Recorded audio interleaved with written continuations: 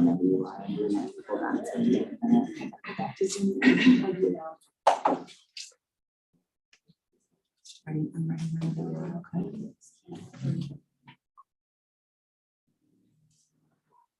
All right. That I will call the meeting to order. Our first item is actually to amend the agenda unless things in objections will add their rehearing as new last items. We get to them. Same word we saw before fire department and college.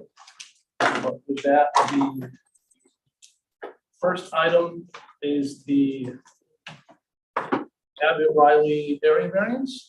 Open the hearing, waive the reading of the public notice is that public in the Sentinel.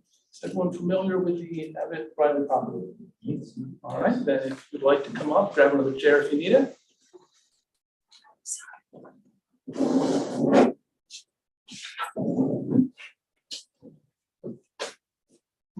If you give us a rough summary of what you plan to do, and then I'm sure we'll have questions. We have, it has a two-stone circle, and it's a small, it's about 1,650 square feet, 2-bedroom, it has a little office. And so, of our families out of town, so we wanted to do a 3rd-bedroom master suite off the side of the house. And did not realize, because it's a pretty big piece of property, I didn't realize that the house was so far from 251. And so to make it 4 feet wide, we're actually 30 feet from the, we're 30 feet from the house to Jim's lot. But 14 would only give us 16 feet, and I think we need 20 feet for the, to build. So we're short 4 feet. We didn't want to do a 10-foot master. Yeah, I'm Jim Sickles, the builder and owner of subdivision. Did the house for him a couple years ago, and we did move the house a little bit to the right, not knowing that this might happen someday. And again, it's a 14-foot width of to make the master suite sort of fit, and that's even compromising a little bit. But we thought that bumping the setback 4 feet wouldn't be too bad, and I'm the guy next door that's sort of gonna. Guy shooting at it, with anyways, so I'm okay with that, so. So the property next door is currently vacant, Yes. and the next property over is what, 38, 40 feet away from the property line, so there's, you're the builder, right? Yeah, there's 160 foot lots, so this is lot 13, of course, lot 12 is the vacant lot to the south, and lot 11 is a completed new build on that, single family. So this addition would be to the south side of the house? Correct, yeah, going towards that lot 12, yeah, this is you guys have a map, right? I don't know if you have these here, but it's bigger blowing up, but same thing. Is there a reason you can put the addition on one of the other sides of the house? Well, there's septic over here, and then we would have had to blow out the, we have a fireplace in the living, yeah, we do the living room side, and then we'd have to like blow out the living room and to create a hallway. And then there's a septic that is over on this side. And also a little bit to do with looks. It'll complement the looks. We can gable this in a little nicer on the south side to make the elevation look better. Yeah, the aesthetic will almost match. Yeah. When you put it in. It sort of balances it out.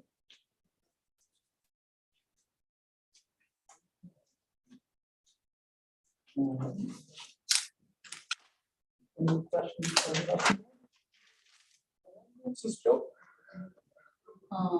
3 years, 3 years. 19, like Just curious, why 2019. didn't you do it then? Just curious. Money. Money, and now we're both retired from Okay. teaching. And at the time that we built the house, I was still teaching. Okay. And then I had a year to wait to collect Okay. my retirement.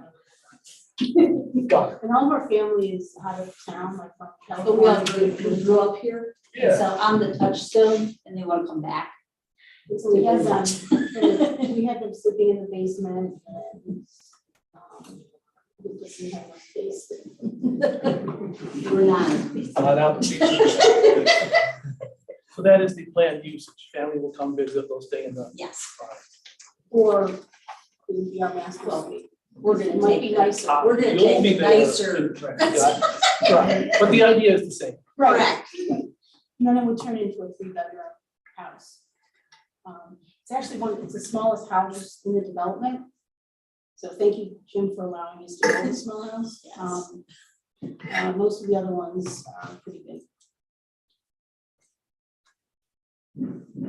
So we bumped the house to about 2,300 square feet, where a lot of the houses are pushing 3,000.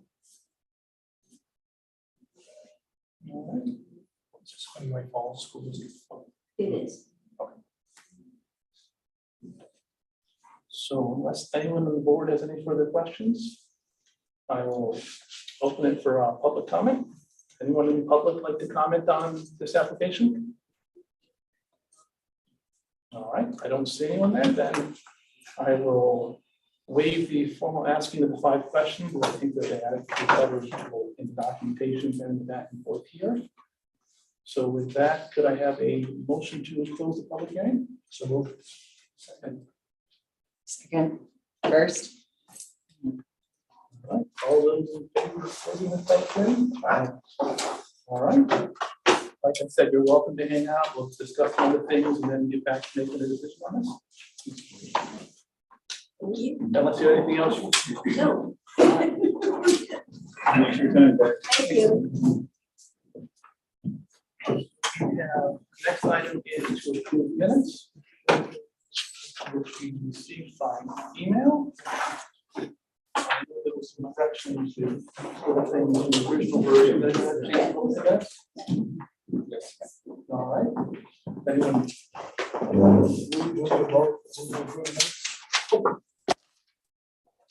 I'm sorry, is that you, Steve? You, Steve, first? I'll second. All right, the Steve.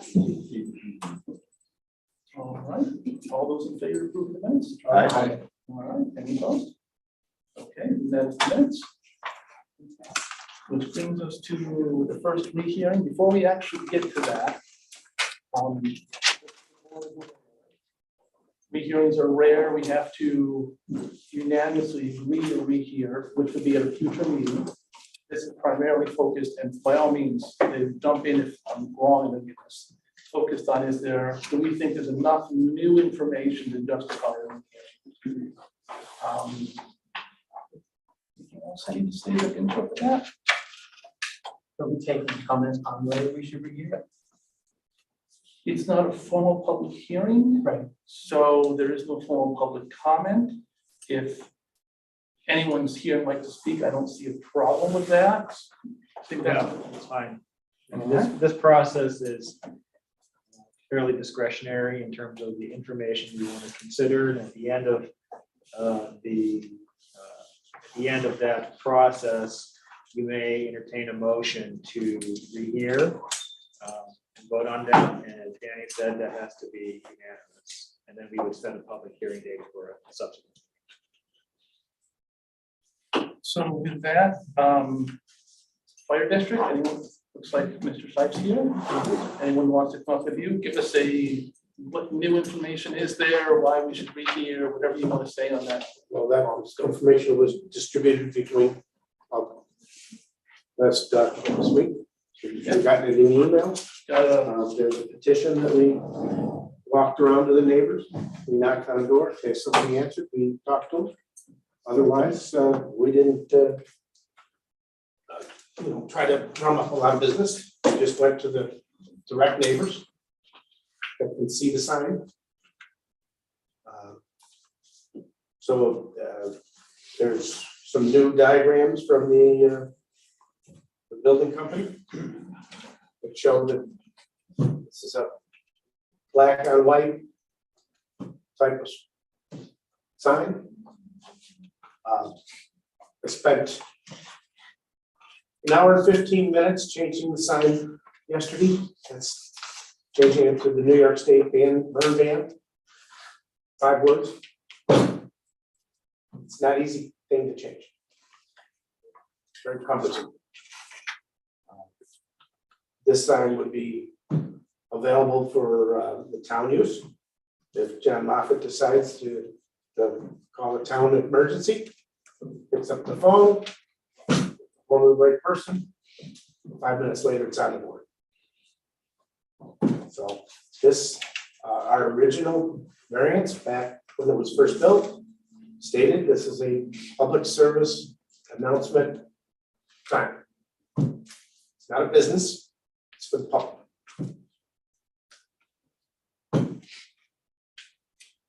I know we talked in the office, the town office the other day, and you had mentioned light levels. The light levels are complete, it's an LED, so it is completely variable. It's completely under our control. One of the things I kind of got from the unapproved minutes was there's really not a lot of information in the guidelines for you to follow. So it makes sense to me that one government agency would want to have the first sign go to another government agency so we can probably develop a very good zoning on digital signs. You're not going to keep them up. Can't. Somebody's going to come in with a highfalutin lawyer and it's going to happen. So why not do it while we can control it? So that's, I guess, that's the plus of it for letting in a digital sign. The code doesn't mention digital sign anywhere in it. What you're applying for is representative. That's what that is. Well, no, we're not. We are applying for the fact that we didn't pull a building permit. That is what was written in our, that the code officer wrote in as the reason why we have in the very original application. The reason for denial.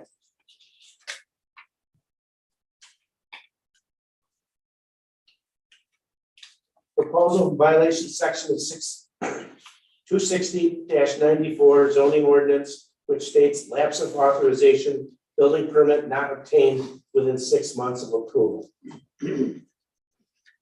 That was the reason why we came. This time. The Yeah, yes. yes, because the variance was approved previously. And then expired because the timing ran out. Well, right. So, circumstances came, Yeah. funding was spent on other things. We had some equipment failures that we had to deal with back then. These are monies that we encumbered from last year's budget, so kind of, according to the state, we have to spend on it.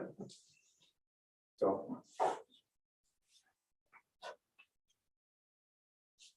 Any other questions? I mean, You updated the visual cues of it, and that's been the main sticking point, is not just the brightness or that it could potentially be a distraction, but that this looks like Sperry High Schools.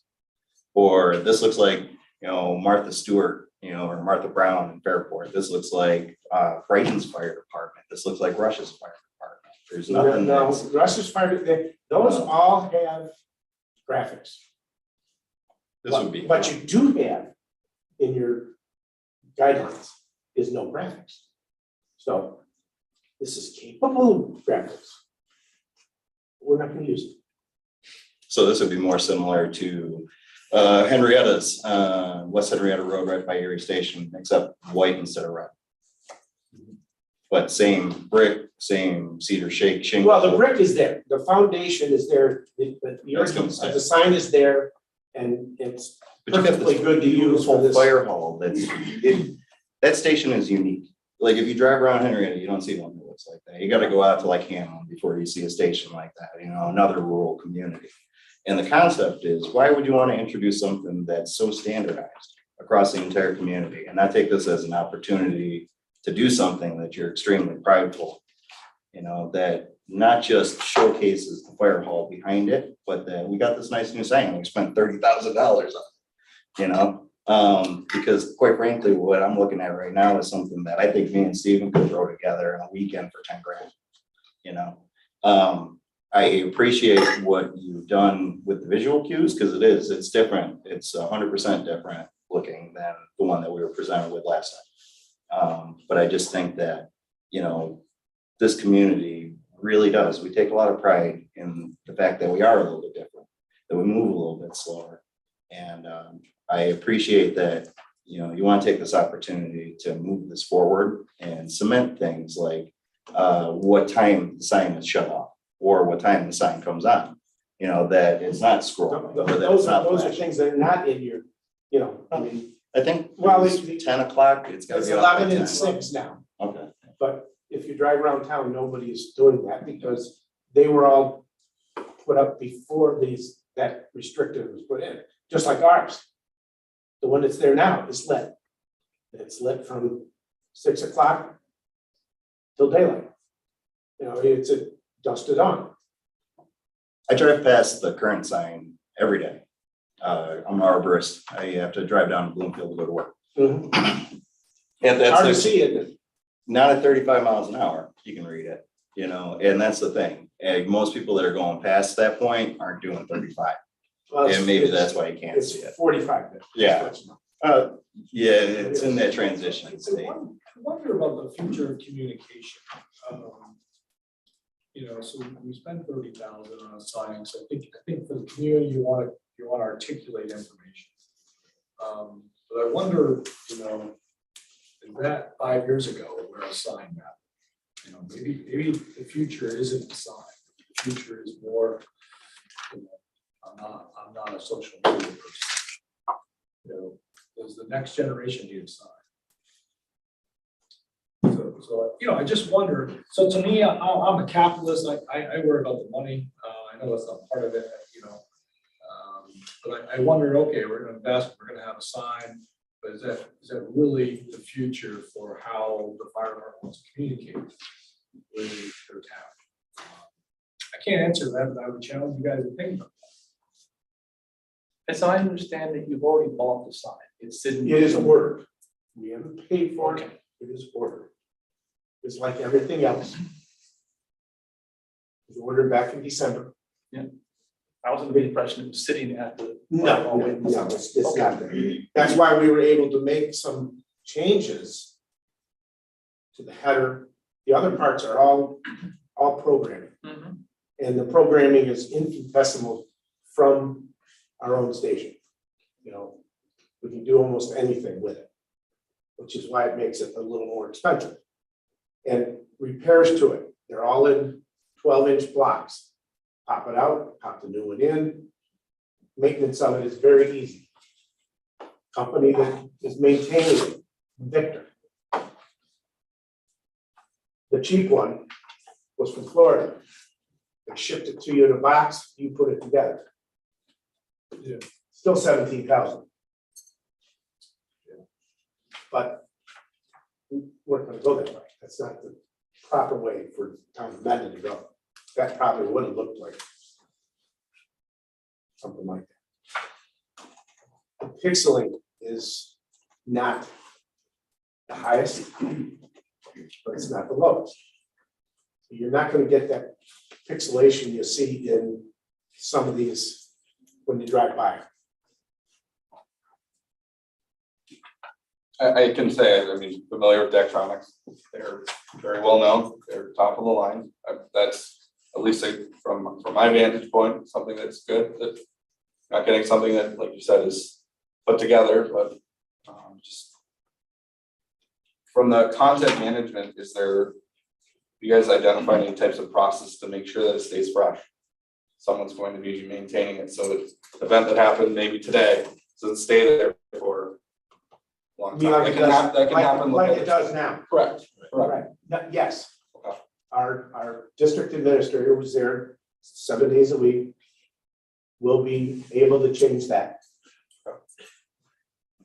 Well, like you said, you were out there for an hour or so today.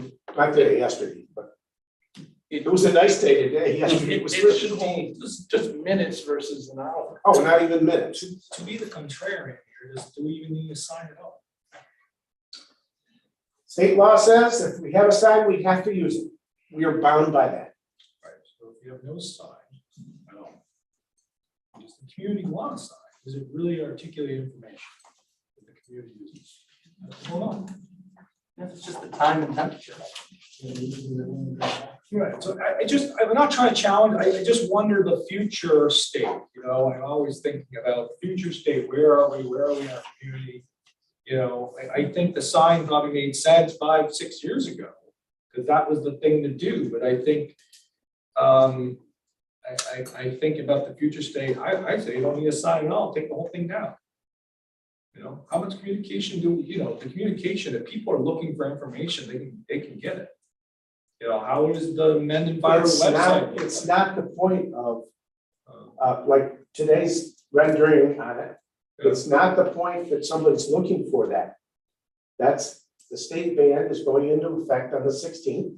And it's gonna stay there until, and you're not gonna go look for that. The only way that I know when I can't burn something is because of the Rush Fire Department sign. That is literally the only reason, and that causes me to look it up on the internet and remind myself when I forget. So that sign, when I drive by the Mendon Fire Department, would provide me with that. It does now, but you can't see it. So I would reference the letter from Patty Marchese to the president of the fire department. And he forwarded it on to the district that says that it's her opinion that, and you can read that, it's on the front page of your pamphlet. Many of the things that you guys are talking about are obviously very pertinent, but I would suggest that if you feel like you've had enough information from the applicant about why the application should be heard or reheard, you can revisit. I encourage you to revisit these, or you would have the opportunity to revisit them in the context of a public hearing where you can elicit more information about things like, do we even need a sign, or any of these other subjects you're talking about in the context of having the public participate in that in a properly noticed public hearing. So that, I'll just throw that out there to consider, because this is, you're getting information from the applicant's name for the purpose of discussing whether or not a rehearing is even necessary or not, if you're inclined to grant one, but the actual discussion of the merits of the application, should they have a sign at all or whatever, should be part of that Second hearing. process. Right.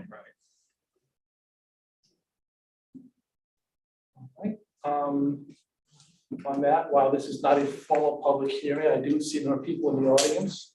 If anyone would like to speak on this. All right. Yep. You could state your name and address for the record. Marcus Verdunia, 52 Mendon Pavement Road. Firstly, I'd like to thank John and Steve here. They took the opportunity to come to my home and present to my wife. Again, with the new details that you have in front of you. So again, greatly appreciated to have that opportunity. Having said that, our opinion as a household is that the sign is garish and it's not necessary. Having heard your discussion today, I tend to agree. There are new mediums that we can use, such as social media, an updated website, and frankly, the amount of money that it will cost could be used in a better avenue, whether it's marketing more through paid social or something else. I'm not here to give those solutions, but I again appreciate the gentlemen that have done all of this work. I know that they volunteer that time to try to seek out the best solutions. It's just unfortunately this time continue to feel the same way, that it's not what the town needs. And myself as a neighbor, it's not what I would like to see. Thank you. Anyone else? All right. I guess that is the discussion done. We want to discuss it more, or then like to move? I move to put this matter back on our docket for rehearing. future meetings. All right. All right. All those in favor? Nay. Hey, All right. Thank you. Can we, did you vote aye or nay then? nay. No, Dan. Oh, I would say aye. Okay, so then we'd say nay. Anyone opposed? And then Ross say nay. So 3-2. But I understand that. I just, it's good for us. We went a little early. It's still time for the ayes. Thank you for your time. With that, next item is Mr. Collins for requesting a hearing on the. I got that right.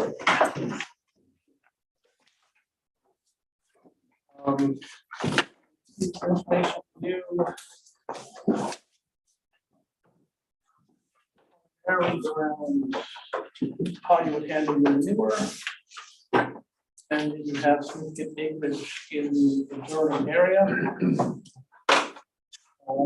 We also, I don't know if you saw it, I think this was handed in. We received a letter from code enforcement officer. Yep. Who had the suggestion, since it sounds like your intent is to run a business of some sort out of this, that would require a special use permit from the planning board, that they would be a better venue for, how would I put this? Whether we agreed to rehear or not, would still require their approval. So with that in mind, he was suggesting we table the rehearing of whether we would actually rehear this case or not. Now, from a process standpoint, do you think that we should listen to the request, give it a yes or no, and then send it to planning, or should we table and wait for planning before we decide to rehear it if not? That's really kind of up to you. Question I would ask the applicant is, given the assumption that you are intending to rent the property out to somebody else to operate as a horse, as a stable or whatever, how far out are you in that? I mean, is that something that you want to be able to do imminently, or is that sort of more than a year out, or what? Because that may impact your timing and your decision making for getting the special permit to operate a business out of that property. So I mean, it may well be, depending on your timing, all of this may be premature. I mean, and that's kind of getting to the point of what the code enforcement officer has said, is that if and when you're ready to actually try to get approvals, if you're going to run a business out of that site for stabling or riding academy, then you probably should get that approval from the planning board first. It certainly makes sense because the planning board is going to talk about things like siting, location of things, and that's very much kind of the stuff that we were talking about at the last meeting, siting of manure, more or less, but siting nevertheless. I mean, they will also take that into account too as well.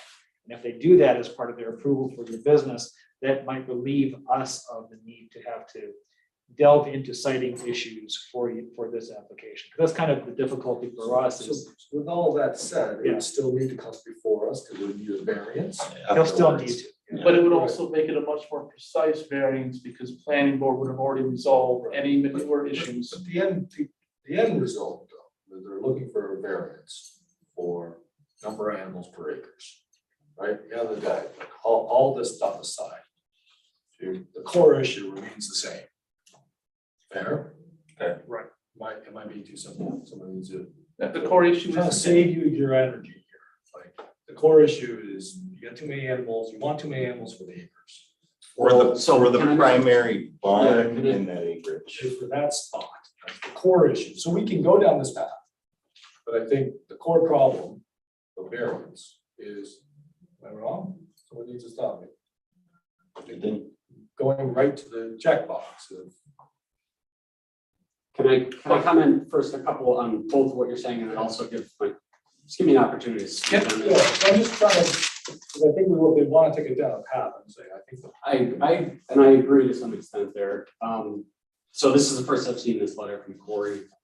But I'll read that, I guess, digest that when I have a little more time. I can understand why you're saying that. To answer your questions about timing and business purposes and what I'm looking to be doing, as I said in the first, I'm not exactly sure what we're going to be doing beyond the concept of running a boarding facility out of those parcels. That might involve, it's tough to find somebody who's looking for a place to live, also willing to run a business, but that doesn't have, the means to start that business, that would want to rent all of that out from me. And we'd have to work out some management fees for the pastures and all that stuff. That said, that would be great if I could find that person. I think what I'm going to find is probably some blend of that, and it's probably going to be my own LLC that I've already created. I've put this ground, I'm working on putting this ground in the ag districting program with Ag and Markets. This is probably going to be a farm run by me, and then I might be bringing somebody in to manage some piece of that. And they may live on the property, they may not. I'm looking for a lot here from one person, and so I don't want to say exactly what we're going to be doing and pigeonhole myself because I don't know exactly what that's going to be yet. Timing wise, we're wrapping up the house. It's probably 90 days out, and timing is everything in all of this because I originally have to come before this board because of timing, right? This was a farm. This was a farm back in 1820. It was a farm 10 years ago. And I have to come now because they stopped boarding horses on this farm. And if I come before you and I get a variance permit for this, I have 6 months to put a horse on that farm or else that time's out and I have to come back again. So I'm doing all this preemptively because in the next 6 months, I'd like to have this business up and running. And I am presenting something a lot newer than what I presented the first time. I brought in, so if you read your town code, it says 100% is about acreage. And roughly speaking, it's an acre per horse, right? And when I brought that up to the town, to this planning board, we kind of narrowed in on the pastures and we counted those acres and we weren't counting the rest. And I don't think that that's necessarily the way that was written. If you have a 5 acre piece of land, you have 5 acres, that's a parcel. You should be given that whole 5 acres to count towards the amount of animals and not dissect that and say that a house is taking up 1/3 of that. Woods are taking up the rest, the lawns part of that. We sort of did that when I first came here. So I brought in 33 acres to put in front of you as I thought that would just be a layup. Obviously that didn't work. So what I'm bringing now is another 30 acres that's across the road. That's all contiguous with this. This was all one farm at one point. And these are somewhat arbitrary lines that we're drawing across roads and in between wetlands and all that stuff. The fact of the matter is I have 65 acres and I'm looking for 12 horses and I have 14 stalls. It's like a very reasonable ask, I believe, for what I'm looking for. That's one thing. The second is we didn't really talk about manure management much. Dustin, you had mentioned that a little bit about the slope and distances and stuff like that, and I get that. But we didn't really delve into that. And it was later on when you guys were talking at the end. And there was a lot of discussion on the manure handling, and there's a lot of discussion on that in the denial letter I got. I just want to reiterate one more time, I spent 12 years being part of a comprehensive nutrient management planning team that what we did was we designed nutrient management plans for CAFO operations. These are very large dairy farms with over 300 animals. And I helped develop plans for how to manage manure on farms according to DEC standards. I helped with audits on farms. I helped with measuring distances of slopes and how to incorporate manure, how to manage that across their operations, exporting it off to other operations. That's something I'm very, very familiar with. I think I also put in the letter to you guys for you to reconsider this. As you can see what I'm doing with this house. This was a decrepit building for 10 years. I've gone way above and beyond to make this something that would fit in with the Mendon character. I'm a neighbor, I live down the road. We had a septic tank that was a little too close to the neighbors. If that had ever failed, that would have been a real issue. And I didn't want to do that. I've gotten to know the neighbors. And so we just abandoned that completely, brought in a completely new septic tank for this house. We gutted the entire house. There was a mold issue. We completely stripped the whole house down, all the plumbing, all the electric, everything. We built an addition onto the house. We squared up the driveway. It used to be more like a commercial driveway. It was 45 feet wide and just didn't really look like something that would fit in with the neighborhood. So I cut it back. I'm in the process. We filled in dirt there. We're going to plant grass there this spring. I put in the roof on the horse barn. This is an existing horse barn that was built in the 50s. I bought this property with the intention of running a horse business out of it. I'm trying to give you all of the things that so you can understand where I'm coming from. And I'm trying to do this all above board and with the right intentions and with the view of making this a good piece, a good business and a good piece of property for the neighborhood and for the town.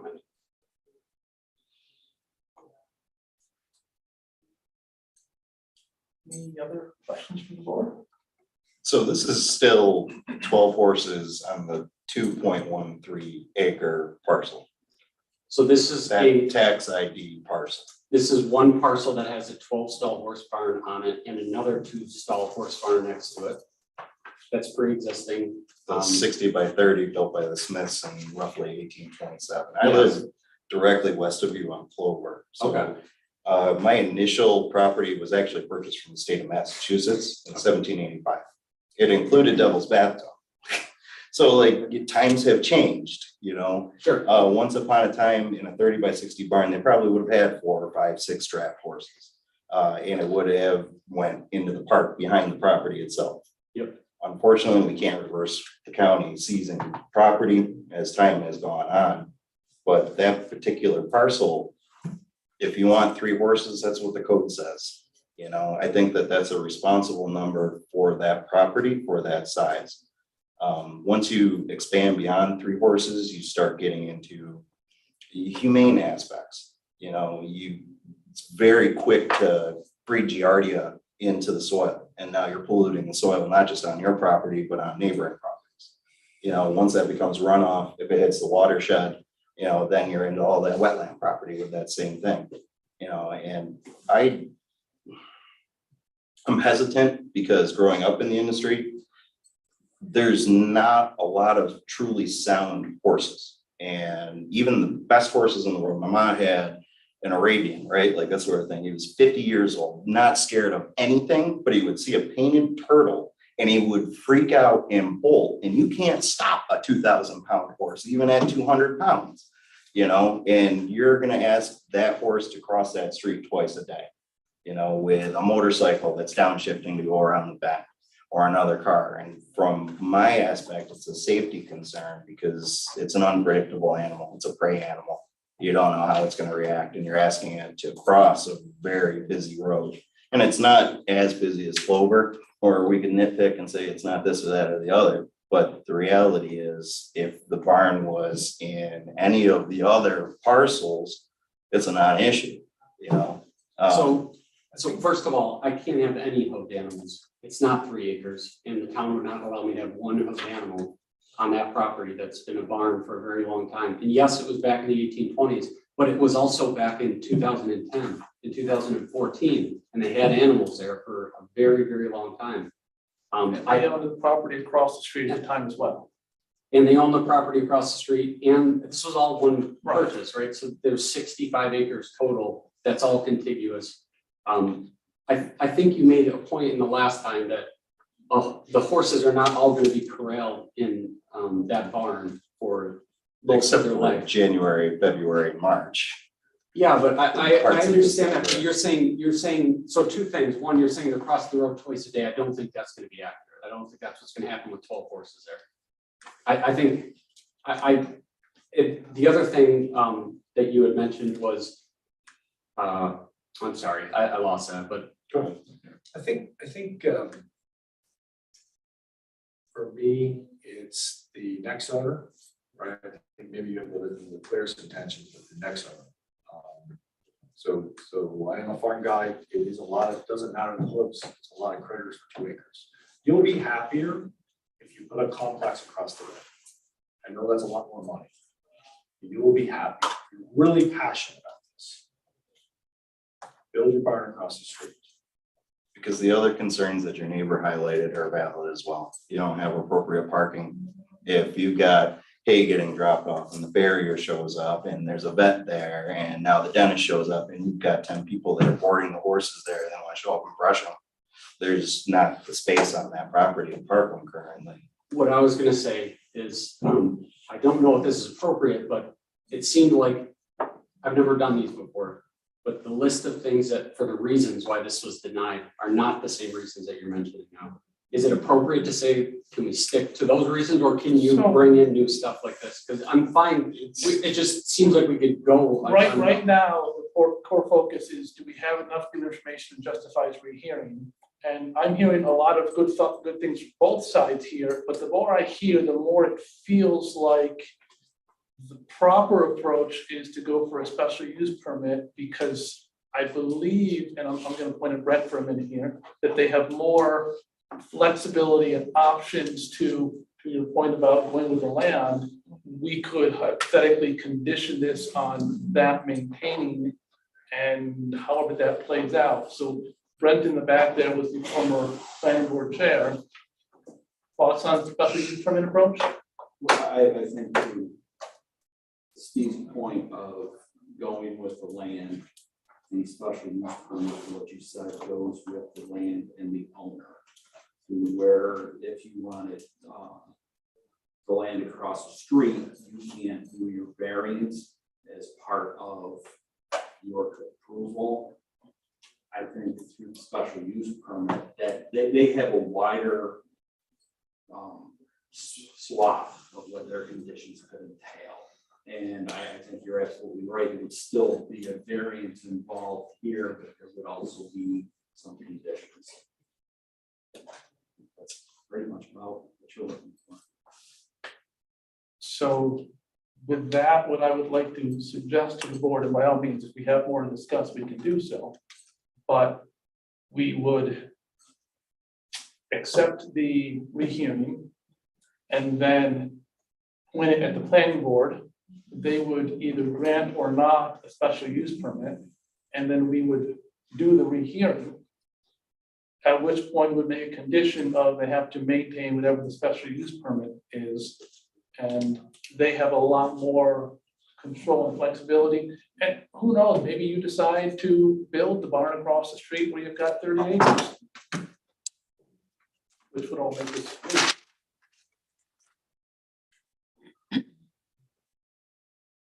So under the approach, my advice to you, as a farm kid, think about building across the street. I know it's a ton of money, but if you really are passionate about it, you'll be happy.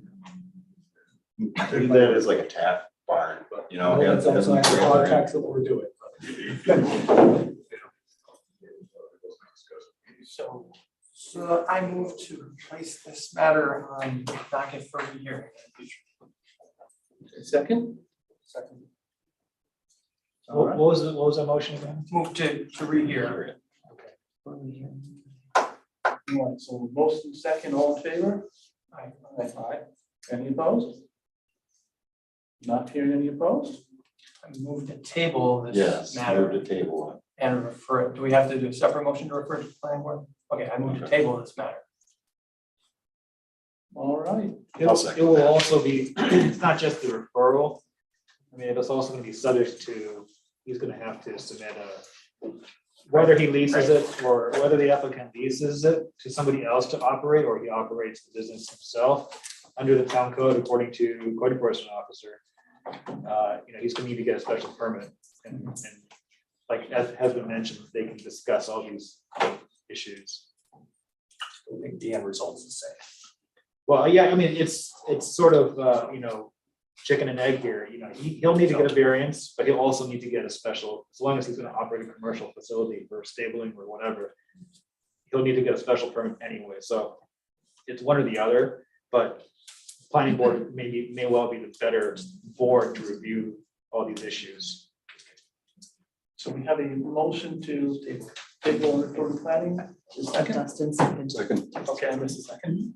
So all those in favor of that? Aye. Aye. Any opposed? All right. So you're looking to get a special use permit and then be back to us if that all goes well. All right. Thank you.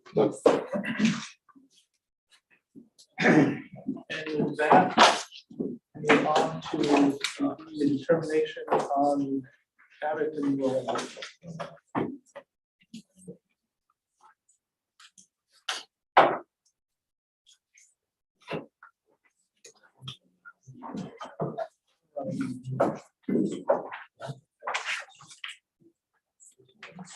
So on the Abbott Riley case, anyone want to discuss anything or off to look at their determination draft? Fine with that. I don't have a copy of it. Sorry. No, it's me. I have so many. I'm sorry, Steve. It's nothing personal. It's coming now.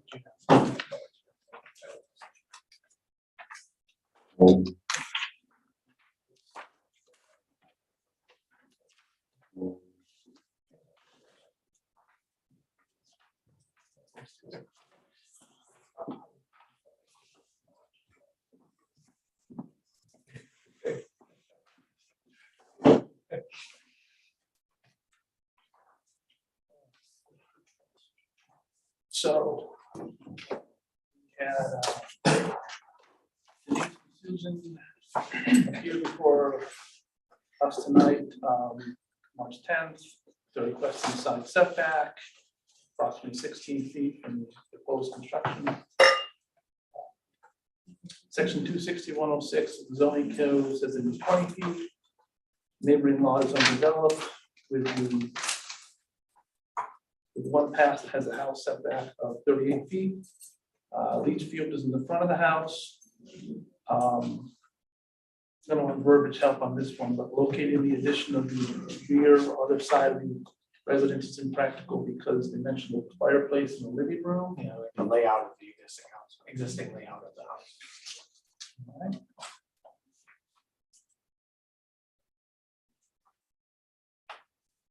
So that locating the addition to the rear or other side of the residence is impractical because of the existing layout. That sound good to everyone? All right. And then add a new item of the intent is for family to visit, for the intended use.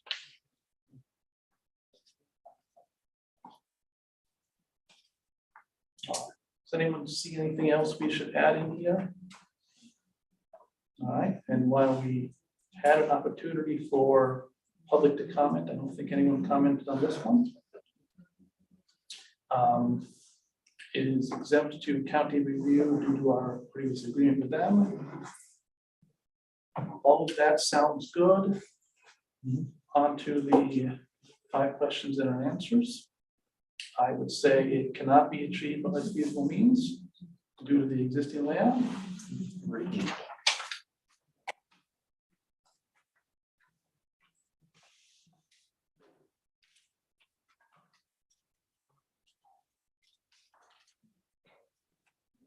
I would say it's not substantial as for 4 feet.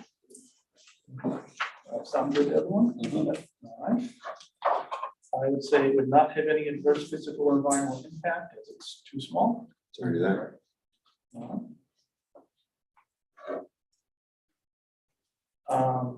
No undesirable changes in the neighborhood as the neighboring property has sufficient space for future development. I'm seeing nodding heads. And it was self-created as the applicant's desire of expansion driving this request. I see no need for any conditions. So with that, it sounds like we're looking to grant it, so a motion to approve. Motion approved. So, Whoa. hey, Who gets it? Stevens. Stevens, okay. All right, all those in favor? Get it. All right, any opposed? All right, then you have your approval. Thank you. I'll send you a letter. I'll send you a letter with all that and your approval letter, and then you just need to get the building permit. So we'll thank you much. Okay. Thanks for your time, guys. I believe we have nothing on the agenda for this potential meeting. I was confirming our next meeting, there's nothing on the agenda. I don't think so. I think that's what we went through, right? There's nothing, there's no one's coming. So that would be Okay, yeah, no. April, whatever. would be our I'll next email you. potential. So, anyone else have anything they need to address? All right, then, motion to adjourn. I move to adjourn. Who- All right. Okay. Who's seconding? I did. Okay, good Second. job. How are you doing, Katrina? What? How are you doing? Listen, we're still left. We'll talk. Okay, Todd first, Mahmood All in second. favor of adjournment? Aye. All right. You're welcome.